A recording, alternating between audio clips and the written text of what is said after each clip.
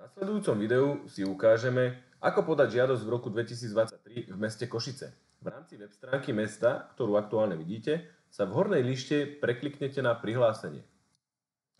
Pre prihlásenie použite vami určený e-mail s vygenerovaným heslom, ktoré vám prišlo na váš e-mail. Ja použijem našu vzorovú organizáciu a prihlásim sa.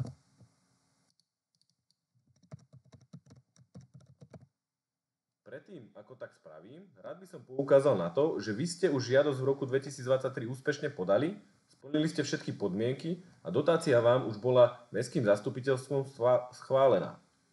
Takže v systéme požiadate o dotáciu len formálne. Je to veľmi jednoduché, tak si ukážeme ako na to.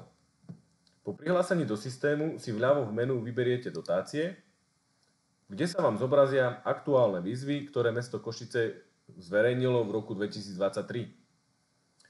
Vyberte si prosím fond, v ktorom ste žiadali o dotáciu a 2 kliknutiami podajte formálnu žiadosť. Na ukážku ja si teda vyberiem Košice Fond športových aktivít 2023 a dám požiadať o dotáciu. Systém sa ma ešte teda spýta, či si prajem podať formálnu žiadosť o dotáciu, s čím ja súhlasím a preto dám odoslať.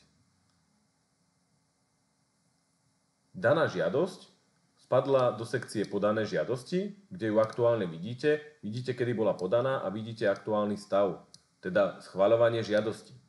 V tomto momente ste splnili, čo bolo potrebné a je na strane mesta, aby vám schválenú výšku dotácie pridelila a takým spôsobom otvorila možnosť elektronicky vyúčtovať vašu dotáciu. To je pre toto video všetko a v tom nasledujúcom si ukážeme, ako elektronicky vyúčtovať vašu dotáciu, respektíve ako nahrať nový výdavok do vyúčtovania a takýmto spôsobom splniť svoju povinnosť voči prijatej dotácii.